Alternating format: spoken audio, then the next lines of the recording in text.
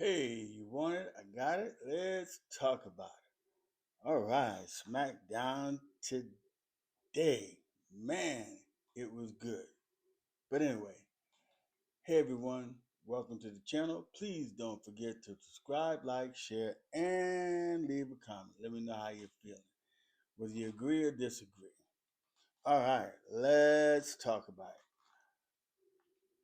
SmackDown tonight was good.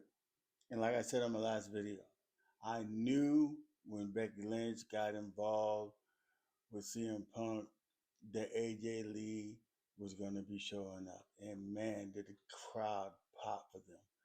I mean, there were news things going out saying possibly, that she would show up. But come on, after what we saw last week, this past Raw and what happened on there, and they're in Chicago too, she was going to show up somehow, some way. But SmackDown tonight was okay. It wasn't great. It wasn't bad. It was okay. And John Cena, all right, he comes out. He's thanking the crowd of Chicago and everything. And then telling them that it is his last show on SmackDown.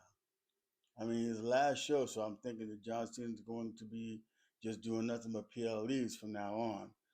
But he's thanking the crowd. Because he started in Chicago. He was thanking them when he first started in Chicago.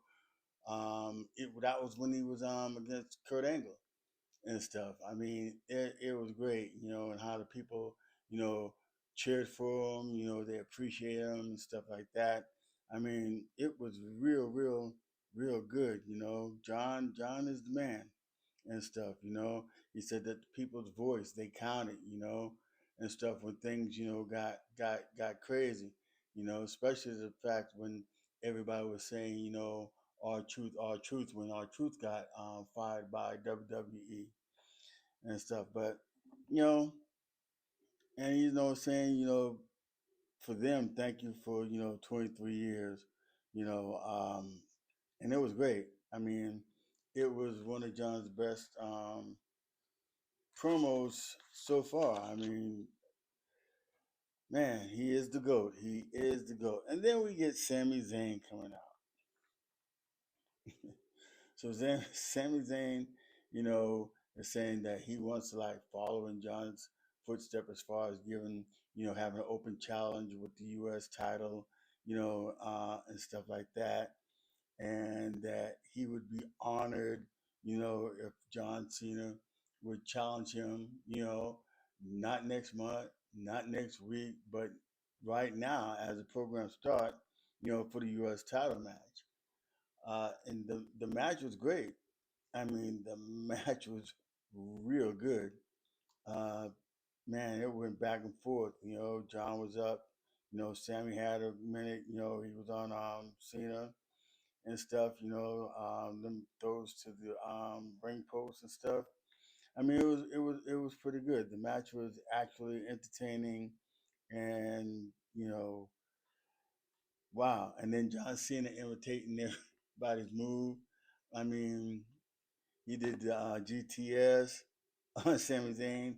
He speared Sami Zayn, but it wasn't a Roman Reigns spear. It was more of an edge spear and stuff. It was hilarious. You know, it was great that John Cena, paid homage to those guys and stuff. And then as the match goes on and stuff, the crowd's saying RKO, RKO, and then John Cena attempt to try to do an RKO and stuff.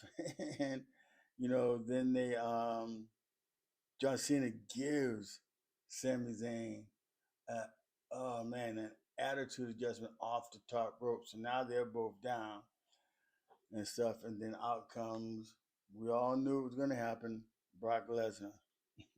Brock Lesnar comes down and he F-5 Sammy. He F-5 John Cena, not once, but twice. But the sad thing about it is that we never really got a winner. We never really got a winner between Sami Zayn and John Cena. So that match was kind of crazy. I mean, with Brock Lesnar coming out there, attacking both of them like that. Um, I guess in the scheme of it all, since he's retiring, I guess this match had to happen. But because I think this is the only time that maybe Brock Lesnar is going to show up at any time. It was just for this moment, which is going to be at WrestlePalooza and stuff. So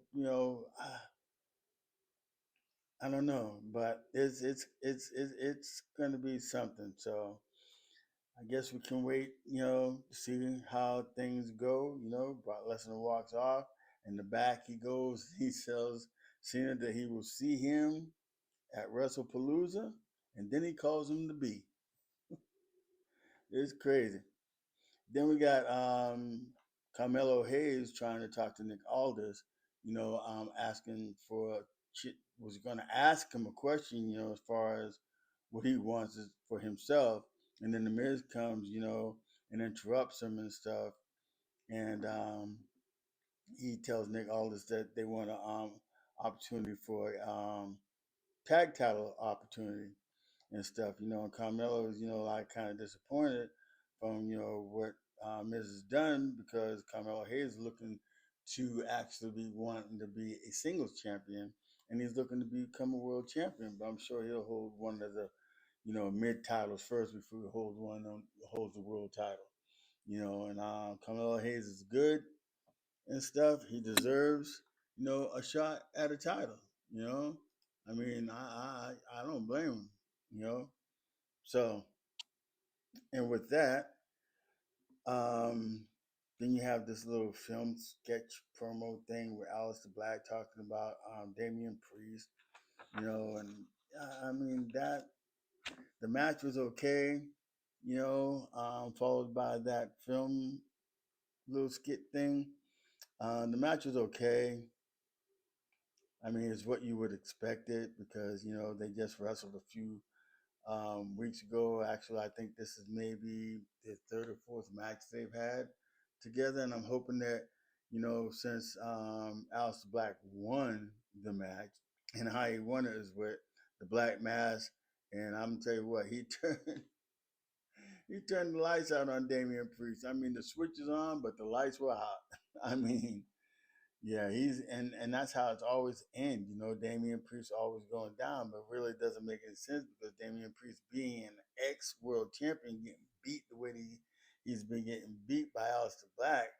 I mean, I understand if you're gonna push Alistair Black, yeah, but don't let him take down an ex champion the way that they've been, doing Damian Priest. So we'll see what happens, in the next steps with Alistair Black and Damian Priest. I'm sure there's other things that are gonna settle up. Maybe Alistair Black, I don't know, it just doesn't fit in. But maybe he might be trying to go after the Intercontinental title, maybe there, because I think WWE, Raw and SmackDown are going to be having their drafts coming up pretty soon. So got to wait to see where and whoever goes to what and who stays and who leaves. So we'll see on that and stuff. But, Alistair Black wins that match and stuff. And then we got Randy Orton and CM Punk, a little film promo there. This match, I mean, when it happens, it happened. I'm sure it'll probably be a match at WrestlePalooza. Um, so they were just talking, just to just to talk. Then we have Tiffany Stratton saying, that she don't have a problem as far as beating Jay Cargill, because they wrestle next week. Um, so it's gonna be fun. She said she's gonna put her foot up, the storm, where the sun don't shine. So we're gonna see. And then Nia Jackson and Jade Cargill, they're back there and they're talking also and everything. And then Jade said once she beats Tiffany, then Nia Jackson can have a shot at the title. But it's the same thing. Nia Jax, she's always coming at the title, kind of more or less like, Rhea Ripley trying to come at the titles and everything. But you know, which makes it kind of crazy. But anyway, um, and then you got Becky Lynch and Nick Aldis. Nick is telling Becky, hey, look, we're in Chicago and stuff, and don't go out and cause any problems and stuff. Don't start any trouble. And Becky said, "Who, me?" She said that she's not going to cause any problems or anything like that and stuff. So after that, then we have Giulia and we have Meechin. The match was what you expect and stuff. Um, it was a little bit back and forth and everything. It wasn't anything happening in there. Kiana James, tried to interfere. Mutual went at her, and then she gets kicked in the side of the head by Giulia. Giulia pins her 1, 2, 3, and the match is over. And then after the match is over, then Kiana James attacks Meechin, and then the referee pulls them apart, and it's over. Then we got Charlotte Flair and Alexa Bliss. Charlotte is just saying, what is it? What's going on in the city of Chicago? Because every time she comes, there's always some problems and stuff like that. And then Alexa Bliss shows up and says that, Dr. Lily is gonna, take care of her and stuff, and they all that. So basically, Alexa is trying to, Charlotte is trying to say that she feels better than, Teresa, but then Alexa says, no, just wait. It isn't time for revenge. Just sit back, chill, and heal. Then we get the main course.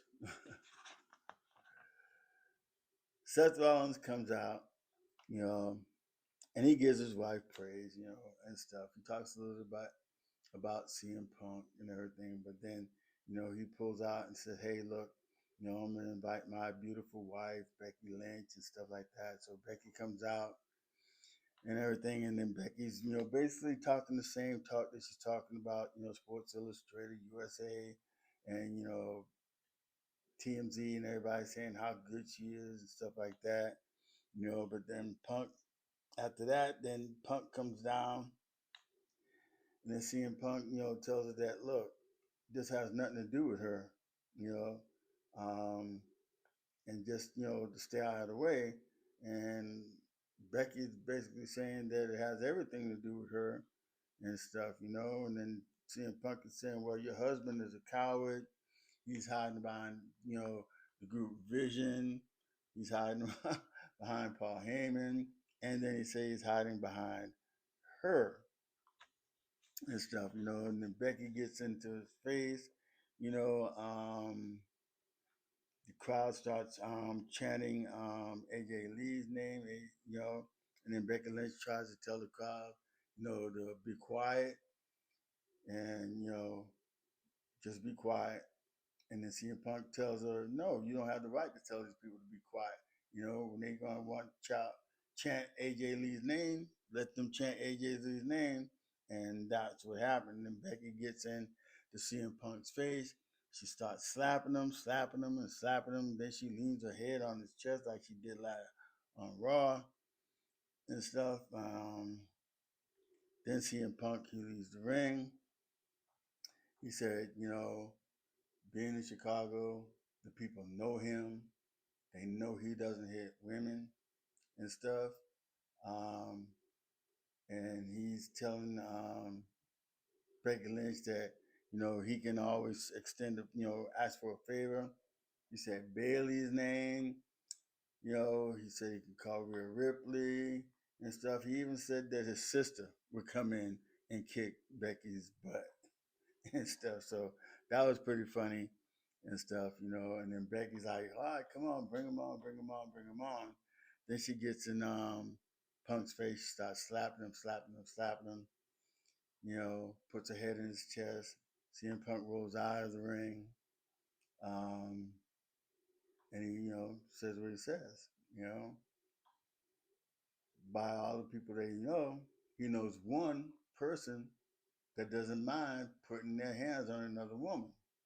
So you have to figure out there has to be another woman And man, when AJ Lee music hit, them people went nuts. I mean, they went absolutely nuts. AJ Lee walks down the ring. She looked kind of psychotic though, coming down the ring, and she was like, man, doing some of them real psychotic moves and stuff. Looking like, hey, you slapped my husband, it's about to be on. Then she spears Becky Lynch, and she lets Becky have it. I mean, she was letting Becky have it. She beat Becky up and stuff, and then eventually Becky, is able to get out of the ring and stuff. And then the funny thing is that Seth Rollins comes over the barrier and he falls. Oh, I thought that was pretty funny. But then after that, they look off at each other and stuff like that. And in the end, AJ Lee stands strong in the ring with the husband, CM Punk. She jumps in his arms and they embrace and stuff. And CM Punk ends up carrying Becky Lynch off. But it was okay. Tonight was okay. It wasn't really that bad. You know, like what John Cena said earlier in the beginning about tonight was going to be a fun night, and I think it was a pretty good night. It was pretty much fun and everything. So of this whole thing, SmackDown gets I think I'm gonna give it a B and stuff. Because some of the segments were you know kind of like they didn't, really need him. Nothing really built up on anything. And, the match with Damian Priest and Alister Black, meaningless. Who cares? Um, so, but anyway, with that, I thank you for watching. Deuces. God bless. Please don't forget to subscribe, like, share, leave a comment. Let me know how you're feeling. Deuces again. I'll see you on the next video. Thank you.